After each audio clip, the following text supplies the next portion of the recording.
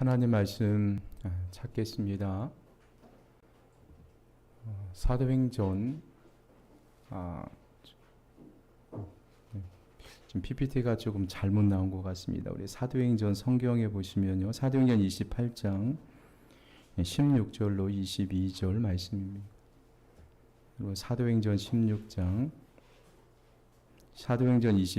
16절로 22절 말씀입니다.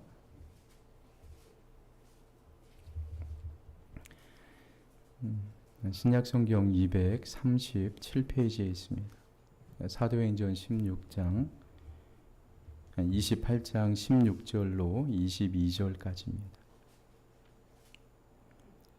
16절로 22절 말씀 우리 교독하시겠습니다. 제가 16절 말씀 읽어드립니다.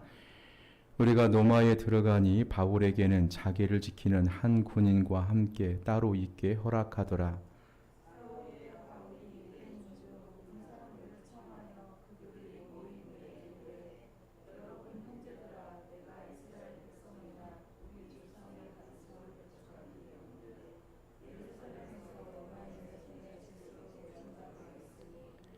노마이는 나를 신문하여 죽일 죄목이 없으므로 석방하려 하였으나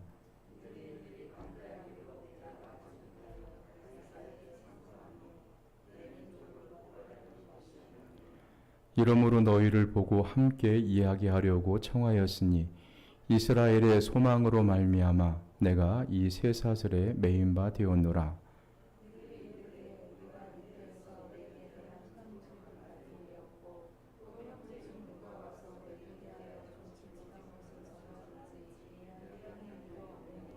22절은 함께 읽겠습니다. 이에 우리가 너희의 사상이 어떠한가 듣고자 하니 이 파에 대하여는 어디서든지 반대를 받는 줄 알기 때문이라 하더라. 아멘. 한 주간 동안 여러분 삶의 현장에서 고생 많으셨습니다. 벌써 올해가 시작이 된 지 5달이 지나고 6달째로 접어들었습니다. 우리가 보통 집안에 벽에 걸려있는 달력을 한 달이 지나면 한 장씩 우리가 떼어내죠. 전에는 저도 별 생각 없이 한 달이 지나면 달력을 떼어냈습니다. 근데 올해부터인가요? 한 장의 달력을 뗄 때마다 이런저런 생각을 하게 돼요. 그래서 가장 먼저 밀려오는 생각이 후회이죠. 한 달을 지나면서 나는 무엇을 했을까? 그리고 조금 길면 내가 이 나이가 되도록 무엇을 해놓았을까? 이런 후회 또 이런 생각들이 이제 달력을 뜰 때마다 문득 들게 됩니다. 생각해 보니까 올해의 달력을 벌써 5장이나 뜯어버렸더라고요. 지난 5달 동안 저와 여러분이 개인적으로 신실한 믿음으로 위해서 또 가정의 평화를 위해서 여러분 하고자 하는 그런 사업으로 위해서 열심히 기도한 줄 알고 있습니다.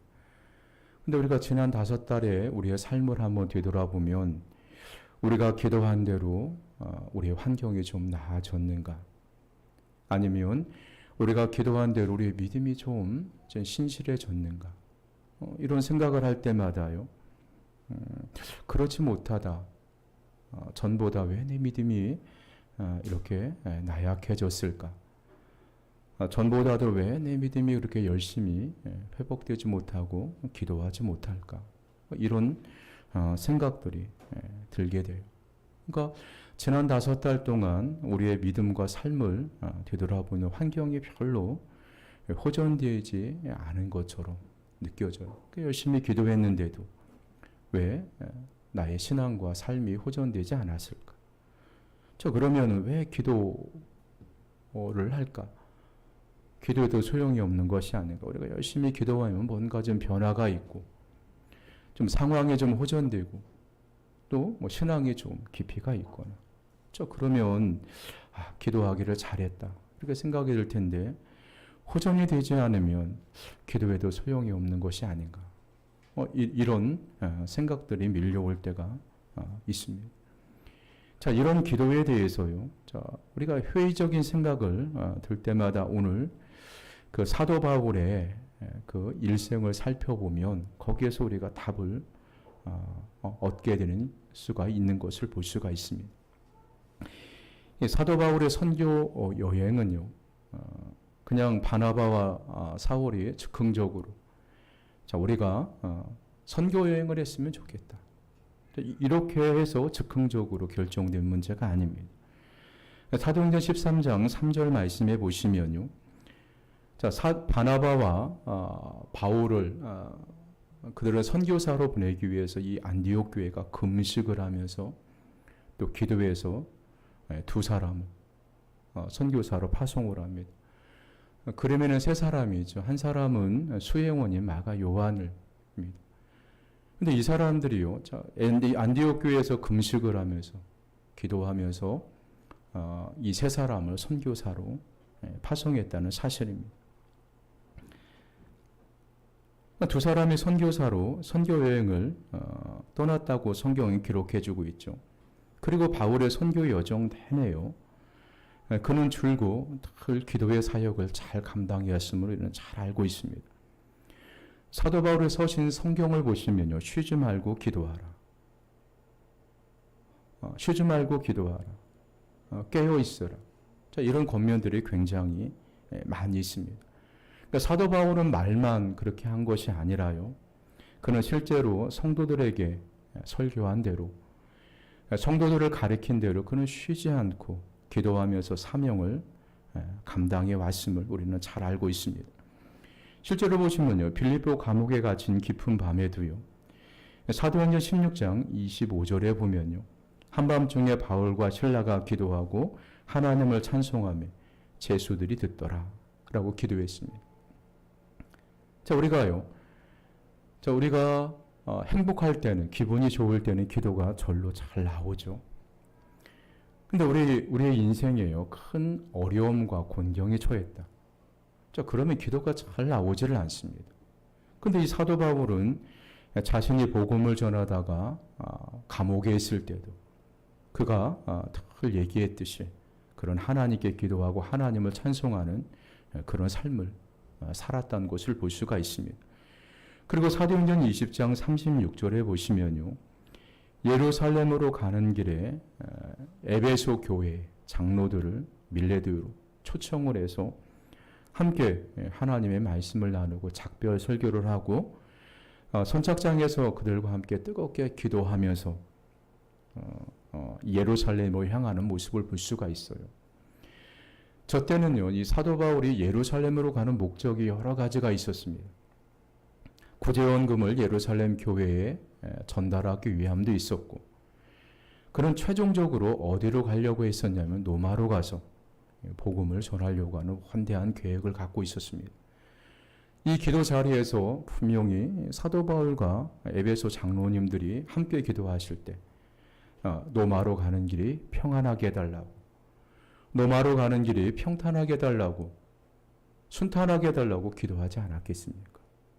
그리고 장로님과 헤어지면서 이제 예루살렘으로 향하게 되죠.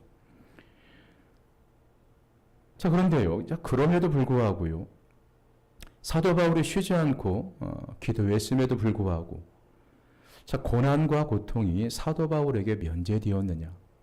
그러지 않았음을 우리가 잘 알 수가 있어요. 사도 바울은 다른 사도들보다 더 많은 고난을 당했죠. 맞기도 수없이 맞고, 또 배고픔도 수없이 많이 경험했고, 멸시와 천대도 수없이 많이 경험했음을 우리가 성경을 통해서 볼 수가 있습니다. 기도하며 걸어가는 선교의 길에 왜 점점 고난이 더 심해지기만 했을까요? 우리가 기도하면서 신실하게 하나님을 잘 섬기려고 예수님 믿지 않는 그런 직장인들이 많은 곳에서 더 믿음으로 살려고 애를 쓰고 몸부림을 치는데 왜 고난이, 어려움이 나에게서 떠나지 않을까? 우리가 이런 생각을 종종 해볼 수가 있다는 것입니다. 제3차 선교 여행을 마무리하기 위해서 예루살렘으로 간 바울은요. 유대인들에게 체포를 당하고 이 가이사라에서 감옥에서 억울하게 2년 동안 옥살이를 하게 되었습니다. 또 옥살이하는 과정에 로마 황제 가이사에게 항소해서 로마로 가는 길에 올랐지만 풍랑을 만나 배는 파손되고 가까스럽게 목숨을 구한 채로 이 멜레데 섬에 도착을 하게 되죠. 사도행전 28장 전반부에 우리가 살펴보았던 대로요. 멜레데 섬에서 바울 일행은 이 섬의 원주민들의 특별한 호의를 받고 한 3개월 정도 휴식을 취하고 요양하면서 회복의 시간을 갖습니다. 섬에 온 바울이 모닥불을 피우려다가요. 나뭇가지를 집을 때 독이 든 뱀에 물리는 사건이 있었지만 바울이 죽지 않고 치유하는 모습을 원주민들이 보자 또 사도 바울을 다르게 보고 그를 신이라고 얘기했죠. 그리고 섬의 추장인 이 보블리오라는 그런 아버지가 병에 걸렸을 때 바울이 가서 기도했을 때 치유되고 그 섬 안에 있는 모든 병든 사람들이 바울에게 나와서 기도를 받자 놀랍게 질병들이 치유되는 역사들이 일어나게 되었습니다.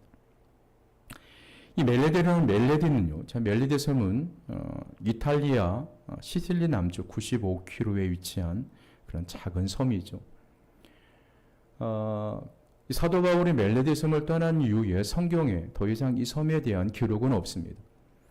그렇지만 여러 가지 교회의 전승, 교회의 역사책을 펼쳐보시면요, 공부하다 보면요, 교회의 전승에 의하면 원주민의 추장 보볼리오는 바울에게 전도를 받고 후일에 그 섬의 목회자가 되어서 목회를 하다가 박해가 왔을 때 순교했다고 전해지고 있고요. 지금 멜레데섬, 지금은 몰타라고 부르죠. 몰타 공화국. 많은 사람들이 여행을 가요. 섬이 굉장히 아름답고 먹거리가 신선하고 아름다운 곳으로 사랑을 받는 그런 관광지죠. 이 섬 사람들은 지금도요. 파선하여 도착한 바울 일행을 잘 대접한 것을 자랑스럽게 여기고 그 결과로 이 섬은 100% 복음화가 되고 경제적으로 부유한 그런 나라가 되었습니다. 관광 수입이요. 엄청납니다. 전 세계적으로 관광객들이 굉장히 많이 와서 수입이 엄청나서 부유한 삶을 살아가고 있습니다. 다시 말하면 성경에 말씀하신 대로 나그네를 잘 대접을 해서 섬 전체가 지금까지 복을 받게 된 결과를 낳게 되었음을 우리가 잘 알 수가 있는 거예요. 그리고 현재 이 섬에는요. 바울이 독사에 물린 곳 그리고 이 보볼리오 별장이 있었던 곳에 바울의 기념 교회들이 세워져 있습니다. 그리고 이 섬의 수도가 이 발레타라는 곳인데요. 로마의 베드로 성당 못지않게 아름다운 성당이 지어져 있습니다. 그 성당 이름이 성 요한 베드로 성당, 요한 성당이에요. 보시면요. 성당이 안에가 내부가 굉장히 화려하고 그리고 미술품들로 가득 차 있는 아름다운 성당입니다. 가본 사람들의 말에 들으면요. 굉장히 웅장하고 아름답다고 그렇게 칭찬을 아끼지 않습니다. 3개월간 멜레데 섬에 머문 바울 일행이요. 이 섬 사람들의 특별한 환대를 받으면서 다시 섬을 떠나 최종 목적지인 로마로 출항하게 되는 것을 볼 수가 있습니다. 28장 여러분 사도행전 28장 10절 말씀을 여러분 보시기를 바랍니다. 후에 후한 예로 우리를 대접하고 떠날 때 우리 쓸 것을 배로 실었더라. 사도 바울이 일행이 떠날 때요. 이 멜레데 섬 주민들이 그들을 후하게 대접하고 떠날 때 필요한 것을 다 주고 배에 실어 주었더라. 이렇게 기록해 주고 있습니다. 그리고 본문이 시작되는 오늘 사도행전 28장 16절에 보시면요. 이렇게 시작을 합니다. 우리가 노마에 들어간. 이제 멜레데 섬을 떠나서 사도 바울이 일행이 노마에 들어간 것을 볼 수가 있어요. 근데 사도 바울은요, 평상시에요, 노마로 가기를 그렇게도 원했습니다. 근데 그렇게 꿈에도 그리던 노마에 도착한 것입니다. 그러나요, 우리가요, 노마로, 사도 바울의 노마로 가는 과정은요, 너무나도 많은 고난의 연속이었습니다. 사도 바울이 노마에 입성하기 전까지 받은 고난이 보여준, 우리가 보통 생각하면 그거잖아요. 우리가 기도로 출발하고 기도로 시작하면, 자, 하나님께서 우리의 삶을 형통하게, 모든 고난을 다 없애주고 평탄하게 우리를 이끌어 주실 것이다. 그렇게 생각을 해요. 보통 그렇게 생각을 합니다. 또 그렇게 되어야만 믿음이 좋은 사람이라고 많은 사람들이 이야기를 합니다. 근데 우리가 사도 바울의 선교 여행과 노마르에 도착하는 모든 과정을 살펴보면요, 우리가 상상하지 못할 그런 큰 고난을 겪는 것을 볼 수가 있어요. 왜 그렇게 사도 바울이 복음을, 전 세계 복음을 전하기 위해서 노마로 그렇게 가기를 원했는데, 그런 과정 속에서 왜 하나님이 고난을 허락하셨는가? 고난이 우리에게 주는 교훈이 무엇이겠습니까? 첫째로요, 자, 고난은 때로는 기도의 응답일 수 있다는 것입니다. 자, 사도 바울이 그렇게 가고 싶었던 노마에 들어가게 됩니다. 자, 우리는 무엇보다 그것이 사도 바울의 기도의 응답이었음을 우리가 알아야 돼요. 바울은요, 노마 교회를 향해서 보낸 서신 로마서 1장 9절로 10절 말씀해 보시면요, 이렇게 이야기를 하고 있습니다. 내가 그의 아들 복음 안에서 내 심령으로 섬기는 하나님이 나의 증인이 되시거니와 항상 내 기도에 쉬지 않고 너희를 말하며 어떻게든지 이제 하나님의 뜻 안에서 너희에게로 나아갈 좋은 길 얻기를 구하노라. 자, 노마에 있는 성도들에게 이 편지를 보내면서도 나는 너희에게 가기를 원한다. 자, 하나님께서 노마로 가는 길을 열어주기를 간절하게 기도하고 있다. 자, 당시 세계 수도인 노마의 복음화 오시는 세계에 복음화가 없다고 판단한 바울의 기도 제목 제1순위가요, 노마로 가게 하옵소서. 노마로 가서 복음을 전하게 하옵소서. 이게 제1번의 기도 제목이었습니다. 자, 그런데 그 길이 쉽게 열리지 않았음을 우리가 잘 알 수가 있어요. 로마서 15장 22절에 보시면요, 그러므로 또한 내가 너희에게 가려 했던 것이 여러 번 막혔더니, 그러니까 노마로 가는 길이 쉽게 열리지 않고 오히려 노마로 가는 길이 막혔다고 사도 바울이 이야기를 하고 있는 것을 볼 수가 있습니다. 그런데 한 사건이요, 자, 바울을 로마로 인도한 것임을 우리가 알 수가 있습니다. 그것은 바로 예루살렘에서 체포와 가이사라에서 재판의 상황입니다. 그리고 로마 황제 가이사에게 항소한 사건 때문에 그렇게 가고 싶었던 로마로 가게 되는 것을 볼 수가 있습니다. 바울의 로마행을 기도하면서요, 아마도 로마 성도들과 시민들의 열렬한 환영 속에 로마에 입성하는 선교사의 모습을 상상했을 수도 분명히 있을 것입니다. 자, 우리가 어떤 일을 시작하기 전에 기도하죠. 예배를 드립니다. 어떤 일을 시작하기 전에 하나님께서 나에게 복을 주셔서 부유하게 하시고 잘 되게 하는 역사.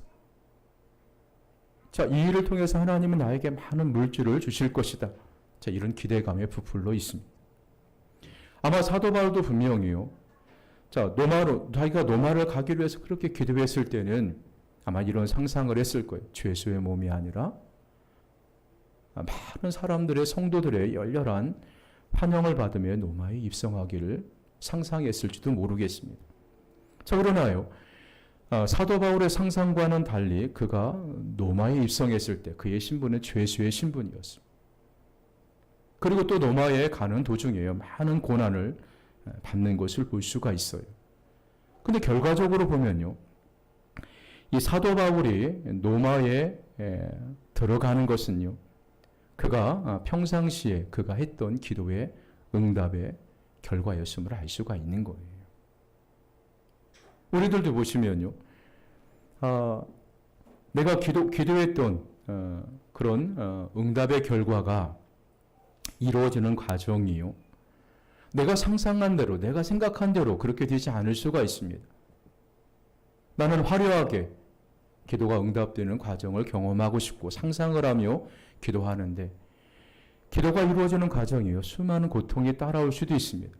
그러나 결과적으로 보시면요. 그 고난 때문에 나의 기도가 응답될 수 있다는 것을 사도 바울의 고난을 통해서 우리가 배울 수가 있는 것입니다. 저는요, 왜 하나님께서 사도 바울이 로마로 가는 그 길에 그래 수많은 고난과 역경을 주셨을까? 가만히 생각해 보면 이 고난이라는 것이요, 사람을 한없이 겸손하게 합니다. 내가 어려움을 처할 때마다요, 내가 너무 무능하구나. 내 힘으로는 할 수 있는 것이 너무 한정되어 있구나. 이런 내 자신의 어떠한 한계를 느끼게 하고 내 자신의 어떤 부족함을 느끼게 해서 내 자신을 더욱 낮추게 되고 겸손하게 하게 하죠. 그래서 하나님을 더 의지하는 결과를 낳게 돼요. 아마 제 생각에는 사도 바울이 만약에 순탄하게 로마로 들어가고 로마 안에 있는 그런 성도들에게 열렬한 그런 환영을 받고 로마에 입성했으면요, 그도 인간인지라 아마 그의 마음속에 자만심이 들었을 것입니다. 나의 탁월한 선교의 교회, 나의 탁월한 지혜로 자랑하면서 자만심에 빠졌을지도 모르겠습니다. 그러나 사도 바울이요, 로마는 가는 도중에 수많은 고통을 당합니다. 고난을 받게 돼요. 그리고 고난을 만날 때마다 그는 기도하면서 하나하나 해결해요. 자, 그러면서 그 고난을 해결해 주시는 하나님의 은혜를 경험하지 않았겠습니까? 그래서 그는 한없이 겸손할 수 있었고 또 하나님을 의지할 수 있는 그런 믿음을 가졌던 것입니다. 그래서 때로는요, 이 고난이라는 것은 우리가 기도한 그런 기도의 응답의 결과를 낳을 수 있다는 것을 우리가 성경을 통해서 볼 수가 있는 것이에요. 그리고 반드시요, 우리의 기도의 응답의 과정 속에 어떤 고난과 고통이 포함되어 있음을 우리가 알 수가 있는 거예요. 그래서 어떤 계획의 시작을 위해 기도할 때요, 여러분 그 시작의 시간만을 기도하는 것이 아니라 그 계획이 진행되는 과정에도 우리는 기도의 끈을 놓지 말아야 되는 거예요. 여러분 무언가를 계획하고 내가 기도로 시작했다면 여러분 그 기도가 응답되는 과정 속에서 나에게 어떤 일이 생기는지, 좋은 일이 있든 좋지 않은 일이 있든 나에게 고난이 오든 어려움이 되든 그 과정 속에서도요, 우리는 기도의 끈을 놓지 말아야 된다는 것입니다. 그리고 그렇게 기도하고 시작한 일인데요, 고난이 왔다면 실망하지 마시기를 바랍니다. 오히려 그때 우리가 기억해야 할 일은요, 그 고난이 바로 우리의 기도의 응답의 과정임을 알고 기뻐하시고 하나님을 더 의지해야 된다는 것입니다. 사도 바울을 통해서 그것을 우리가 배울 수가 있는 거예요. 자, 두 번째로 사도 바울의 고난 속에서 배울 수 있는 교훈은요, 자, 고난은 때로는 하나님의 섭리의 실현이라는 사실을 우리가 배울 수가 있습니다. 자, 고난은 기도의 응답일 뿐만 아니라요, 하나님의 섭리를 이루는 방식임을 우리가 알아야 됩니다. 왜 도대체 하나님은 바울을 죄수의 몸으로 수갑을 차고 한 몸으로 로마에 가게 하셨다? 우리는 상상이 안 되죠. 자, 교양이면 저 위대한 선교자, 위대한 사도, 편안하게 로마에 도착해서 로마 시민과 로마의 성도들의 열렬한 환영을 받으면서 꽃길을 걷게 하셔서 로마의 복음을 전하게 하시지. 왜 제수의 신분으로, 그것도 발목과 팔목에 착고를 채워서 로마로 가게 하셨을까? 자, 바울이요, 선교, 제3차 선교 여행을 마무리하기 위해서 그런 예루살렘을 방문하기로 작정을 하죠. 그래서 예루살렘 교회 사도들에게 선교 보고를 하고 마지막으로 로마에 들어가려고 하는 계획을 세웁니다. 근데 이 바울이 온다는 소문이요, 자, 예루살렘에 퍼졌을 때 제일 기뻐한 사람들이 어떤 사람들이었었냐면요, 자, 물론 예루살렘 교회의 성도들도 아마 굉장히 기뻐했을 것입니다. 사도 바울을 만날 수 있는 기쁨. 그러나요, 또 다른 사람이 사도 바울이 예루살렘에 온다는 사실을 듣고 기뻐했는데 어떤 사람이냐면 유대의 율법주의자들이었습니다. 자, 유대인들이 각처에 흩어져서 살고 있는데 사도 바울이 가는 곳마다 유대인 회당에서 말씀을 전하고 복음을 전하며 유대인들을 개종시킵니다. 그리고 유대교를 위축시키고 이상한 종교를 퍼뜨리는 이 사람을 더 이상 두고 볼 수 없다. 이때야말로 사도 바울을 제거할 수 있는 절호의 기회라고 생각한 것입니다. 그래서 사도행전 23장 12절로 13절을 보시면요.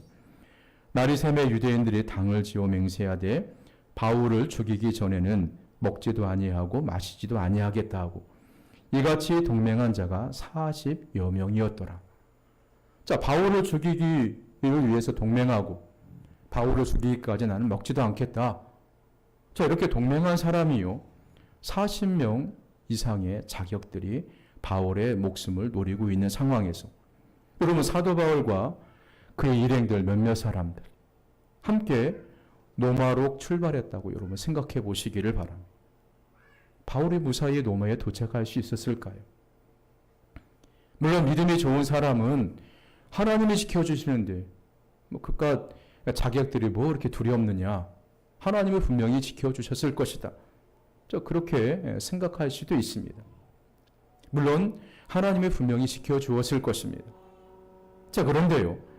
지금 로마의 이 가이사 황제의 재판을 받기 위해 죄수의 몸으로 그는 잘 훈련된 로마의 경호대의 호송을 받고 목숨의 안전한 보장을 받으며 로마로 출발하고 있는 거예요. 거기에다가 바울은요. 바울을 동행한 사람들, 이렇게 부유한 사람들이 아닙니다. 여러분 선교사님들을 보면요. 대부분 다 가난하신 분들이에요. 부유한 사람들이 그렇게 많지가 않습니다. 근데 바울과 그를 동행한 분들은요. 부유한 사람들이 아니에요.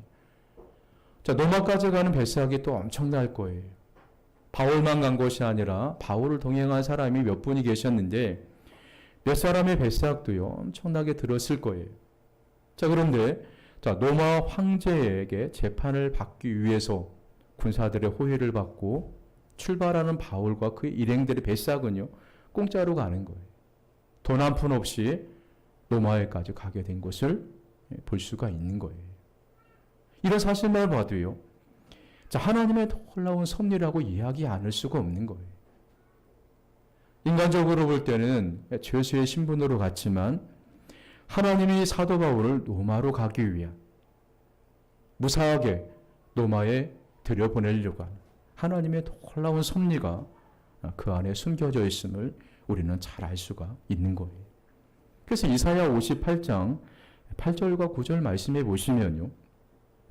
이는 내 생각이 너희의 생각과 다르며 내 길은 너희의 길과 다름이니라. 여호와의 말씀이니라.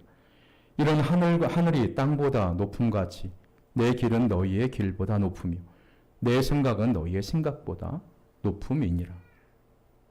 그러므로요. 자, 인생이요. 자, 인생이 내 뜻대로 내 계획대로 내 생각대로 안 된다고 해서요. 내가 기도한 대로 안 된다고 해서 여러분 절대로 좌절하지 마시기를 바랍니다. 기도하고 사는데 왜 고난이 끝나지 않고 더 고난이 가중될까? 여러분 불평하지 마시기를 바랍니다. 기도하고 시작한 일인데 인생의 고난의 장물이 있거든 오히려 사도 바울이 권면처럼 기뻐하시고 바로 그 고난의 장애물이 하나님의 섭리를 이루는 방편이 된다는 사실을 여러분 믿으시기를 바랍니다. 오늘 사도 바울의 인생을 보시면요. 그걸 알 수가 있는 거예요. 사도 바울이 죄수의 신분으로 로마에 들어가는 인간적인 눈으로 보면요. 하나님을 이해할 수가 없는 거예요. 그러나 결과적으로 보면요. 사도 바울이 더 안전하게 그리고 경제적인 어려움이 없이요. 로마로 도착하기 위한 하나님의 놀라운 섭리였음을 우리가 알 수 있는 거예요. 때로는 우리의 생각과 하나님의 생각이 다를 수 있습니다. 우리가 기도한 대로 우리의 기도한 계획과 하나님의 계획이 다를 수가 있어요. 다르다고 해서 절대로 낙심할 필요가 없는 것입니다. 왜 그러냐면 우리가 당하는 여러 가지 어려움들 속에요. 하나님의 섭리, 하나님의 뜻을 이루어져가는 과정이기 때문에. 그래서 우리가 기뻐할 수 있는 거예요. 절망하지 않을 수가 있는 것입니다. 그리고 세 번째로요. 이 사도 바울의 고난을 통해서 배울 수 있는 것은요. 이 고난은 복음의 진보를 나타낸다는 것입니다. 바울이요. 로마에 와서 재판을 기다립니다. 아마도 처음 로마에 입성해서 재판을 받는 동안 그리고 형이 확정되기까지 일종의 가택, 연금 상태에 있었던 것으로 보여져요. 또 오늘 16절에 보시면 그 말씀이죠. 우리가 로마로 들어가니 바울에게는 자기를 지키는 한 군인과 함께 따로 있게 허락하더라. 자, 그런데 우리가요, 감옥 생활 너무 편하게 하는 것이 아니냐? 여러분 그렇게 생각하시면 안 돼요. 자, 영국에요, 존 스토트라는 그런 유명한 신학자가 있습니다. 이분이 쓴 책들이 우리나라에 많이 번역이 되어 있어요. 저도 이분이 쓴 주석책을 많이 참고하고 이분이 쓴 책을 많이 좋아해요. 사도행전의 주석을 보시면요. 이때 바울이 그의 오른손 손목에 로마 군인에게 사슬로 묶인 채 24시간 교대로 감시를 당하는 상태였다고 그의 주석에 기록하고 있습니다. 자, 그럼에도 불구하고요, 면회는 자유로웠습니다. 자, 여러분 저렇게 보시면 한 손에는